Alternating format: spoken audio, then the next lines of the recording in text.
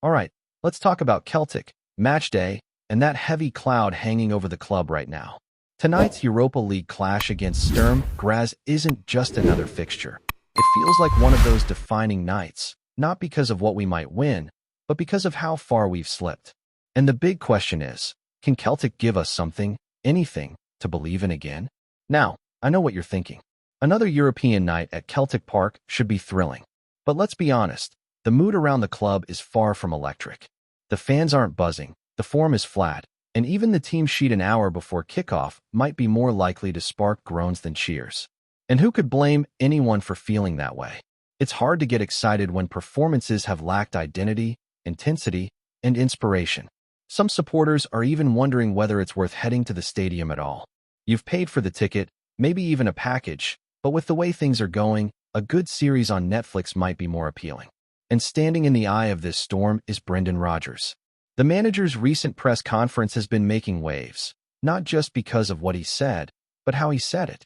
You remember that Honda Civic line from after the Dundee game? The one where he basically compared this season's Celtic squad to a Civic and last season's to a Ferrari?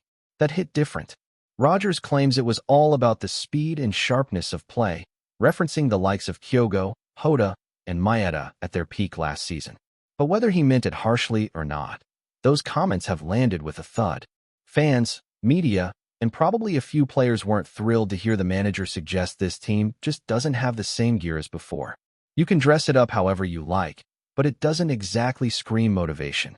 And that's part of the wider problem. Motivation. Rodgers insists he's more motivated now than he's ever been. Fair play to him. He sounded convincing. But the issue isn't whether he's up for the fight. The question is whether the squad is. Some of these players look like they're just going through the motions. And we know for a fact that at least two of them, Young and Maeda, had plans to leave in the summer. That kind of thing seeps into a dressing room. When you've got players half in and half out, you can't build a team with purpose. If guys aren't motivated, they shouldn't be starting. End of story. Rodgers keeps talking about stability, and in theory, that makes sense. You want to keep a spine of the team intact. But when your spine includes names like Callum McGregor, Cameron Carter-Vickers, and Kasper Schmeichel, all of whom have been underperforming, then it might be time to question what stability really means. Because if the same underwhelming players are starting every week in the name of consistency, then you're just being consistently average. He was asked about making changes, trying new formations, mixing up personnel, basically anything to breathe life back into this Celtic side. And yeah, he gave the usual answer. We're experimenting, we're trying things, and so on. But he followed it up with that classic managerial safety net. The team needs to retain stability. That kind of comment doesn't exactly scream tactical revolution. It sounds more like he's sticking to his core guys, regardless of form. And what about Maeda? There's been all kinds of noise around his injury, and it's gotten more confusing by the day. First it was a tight foot, then a tight leg. Now Rodgers says it's stiffness in his lower back and hamstrings. And no clear return date either. Could be available this weekend, or maybe not. Honestly, it's starting to feel like one of those classic he's off in January situations. Especially when you remember that Maeda himself expected to leave over the summer. Not saying it's a done deal, but let's not act surprised if we've already seen him play his last game in green and white. On the topic of injuries, there was a bit of good news. Alistair Johnston should be available tonight, although whether he starts is another story. Bernardo's back in training after a bug kept him out at the weekend. But don't expect to see any of the newer names like Shinyamata, Hayato, or Simpson. None of them are registered for the Europa League, so they're out of the picture for now. As for ticket sales, yeah, they've sold a fair chunk. But that doesn't mean the stadium will be packed. There's a real chance a lot of fans just won't show up tonight.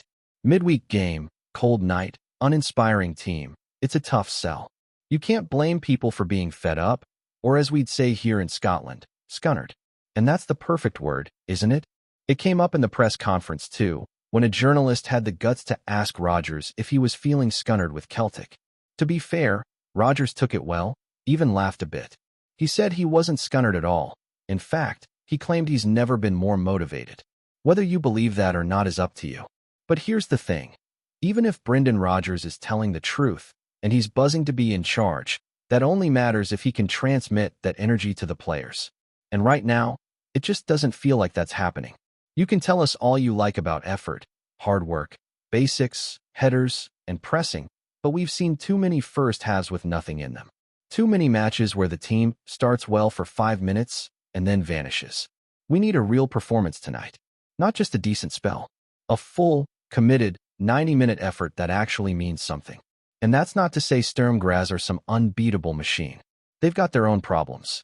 They're down to their third-choice goalkeeper tonight, a young lad called Matteo Bignetti, who's just 21. In a normal Celtic season, that would be the kind of news to give you a bit of hope. Test the keeper early, pile on some pressure, make his night miserable. But with the way we're playing right now, does anyone honestly believe we're going to pepper him with shots in the opening minutes? We couldn't even trouble a backup keeper in Kazakhstan. The Austrian media have been interesting to watch, by the way. Some of them are painting Celtic as favorites tonight. I don't really see it that way. Sturm Graz are top of their league. They've got momentum, and they'll be smelling blood with the state we're in. But it's always funny to see the outside perception of Celtic. The history, the titles, the aura. It's still there somehow. 13 out of the last 14 league titles. The massive European nights. The passion of the support. That stuff doesn't just vanish. But you can only coast on your reputation for so long before reality catches up. So yeah, if you're heading to Celtic Park tonight, try to bring the noise. Because if the team comes out flying and actually gives us something to get behind, the atmosphere could flip in a heartbeat. It doesn't take much, a quick goal, a big tackle, a few passes that actually go somewhere. That's all it takes to remind us why we love this club. We don't want to be angry. We don't want to be negative. But we can't keep pretending everything's fine when it's clearly not. If the players show fight, the fans will match it. We always do. There's something really frustrating about watching a Celtic team that you know can be better, should be better, and yet continues to give you the same flat, lifeless performances. That's what's at the heart of tonight's match against Sturm Graz. It's not just about Europe, it's not just about 3 points. It's about seeing signs of life from a team that feels like it's been sleepwalking for weeks. And Brendan Rodgers, as much as he tries to frame things in press conferences, can't keep shielding himself behind excuses or vague comments about stability and the basics. That time has passed. The press conference stuff has been getting a lot of attention this week, especially that analogy about Ferraris and Honda Civics. Now, I get what he was trying to say. Last year's squad had more pace, more sharpness, more cutting edge. This year's group, not so much. But here's the thing. When you're the manager of Celtic and you start using metaphors that basically suggest your current players aren't up to scratch, you're lighting a fire whether you mean to or not. Fans hear that and think, right, so you're saying we've got no hope. Players hear it and might start wondering if they're the ones being blamed. And the media? Well, they run wild with it, of course. Rodgers knows that. He's not naive. The issue for most of us isn't even that he said it. It's that he keeps talking like someone who doesn't believe he can fix it. He'll say things like, I can't look back, or we're focused on improvement. But then moments later he drops in a line that basically reminds you how limited the squad is or how much better last season's team was. That's not belief. That's managing expectations, and that's not what we need right now. What we need is leadership. What we need is someone who can take what's there and squeeze every ounce out of it. Not someone who keeps reminding us that the players aren't Ferraris. And when it comes to changes, Rodgers has been reluctant, painfully so. Some of the names he keeps trusting are simply not performing. Callum McGregor doesn't look like the same player. Cameron Carter-Vickers is nowhere near the level we know he can be. Schmeichel's experience is valuable, yes, but how much is he actually contributing right now? And still, they all keep their spots. Week in, week out. That's what fans are struggling with. If you're watching the same players make the same mistakes, why should we believe anything's going to change? There's been a lot of chatter this week about experimentation, using different formations, changing personnel, trying to find a formula that actually works. Rodgers said he's open to it, said he will continue experimenting, even tonight. But then he follows that by talking about stability and keeping a core group in place. So which is it? Because to us, it looks like nothing is changing. It's hard to keep hearing promises of flexibility and then seeing the exact same starting 11, playing the same predictable football, delivering the same disappointing results. And listen, motivation isn't a switch you can just flick. But it's clear that something is missing in the way this squad is responding. You look at the energy, the tempo, the body language, it's not there. Not consistently. That opening 10-minute burst we sometimes see, it fades. It's like the team's running on fumes, emotionally and physically. And you can't keep expecting the crowd to carry you through that. The fans have done their part. They always do. But the connection feels fragile now. It feels like the supporters are waiting to be let down, rather than expecting to be lifted up. Take the injury situation with Maeda, for example. It's become a bit of a saga. First, it was a tight foot, then a tight leg. Now it's stiffness in his back and hamstrings. Rodgers says there's good news, but no real timeline. That's a red flag. And when you add in everything we know, that Maeda expected to leave in the summer, that he hasn't looked right for weeks, that the January window is around the corner, it's hard not to feel like we're being prepared for a quiet exit. And that's a blow, not just because of what Maeda offers on the pitch, but because it's another piece of last season's spark slipping away. Then there's Young, another player who, by all accounts, didn't expect to be here this season. If a player's heart isn't in it, how do you get them to give everything? You can't. And if they're not giving everything, they shouldn't be on the pitch. That has to be the standard. Celtic can't afford passengers. Not in Europe, not in the league, not ever. If Rodgers is serious about turning this around, he needs to start making calls that show the dressing room and the fans that performances matter more than reputations or past achievements.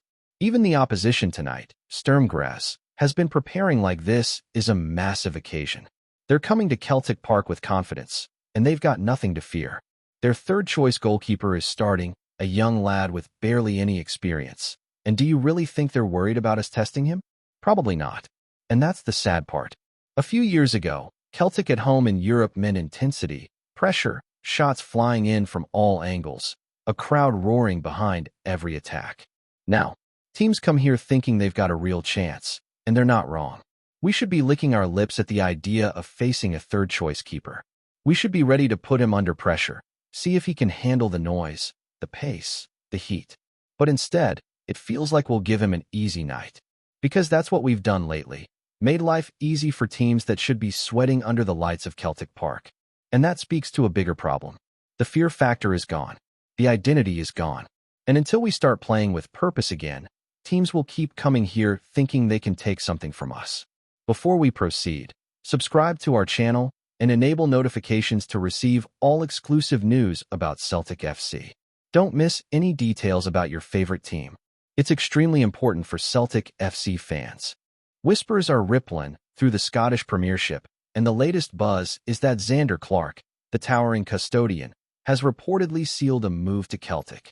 While neither club has officially confirmed the deal, sources close to the hoops hint that the stopper could soon be Callan Parkhead his new home.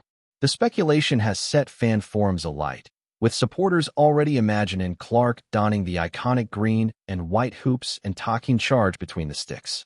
Clark, known for his commanding presence in the box and his ability to pull off acrobatic saves, has long been eyed by some of Scotland's top clubs. Rumors suggest that Celtic, keen to bolster their defensive line, have been quietly scouting the goalkeeper for months. Insiders say that the Hoops management are impressed by his consistency and leadership, qualities that would make him a key figure in Brendan Rodgers, or whoever might currently be steering the ship, plans for both domestic and European campaigns. The chatter in the corridors of Scottish football is that Clark's arrival could finally give Celtic the sense of security between the posts they've been craving. Fans have been vocal on social media, speculating that this signing might spell the end of any doubts over the club's last line of defense.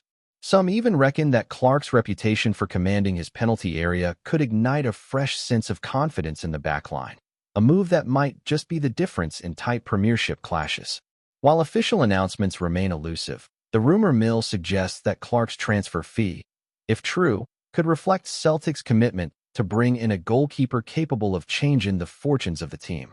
Observers have noted that this move, if completed, might not just be about shoring up the goal. It could also be a signal to rivals that the Hoops are serious about dominating domestically and making noise in Europe. Whether it's just talk over a pint or a deal on the verge of completion, one thing is clear. The idea of ZANDER guarding Celtic's net has got the fans' imaginations running wild. All eyes will be on Parkhead in the coming days, as supporters eagerly await confirmation that their new keeper has finally arrived. If the rumor proves true, Celtic could be in for a season of clean sheets, drama, and a whole lot of talk about how the Hoops finally found the man to close the goal. Hello, fan. Don't forget to like and subscribe to the channel, as it means a lot to Celtic FC. Also, share your opinion about the news in the comments below. See you in the next video.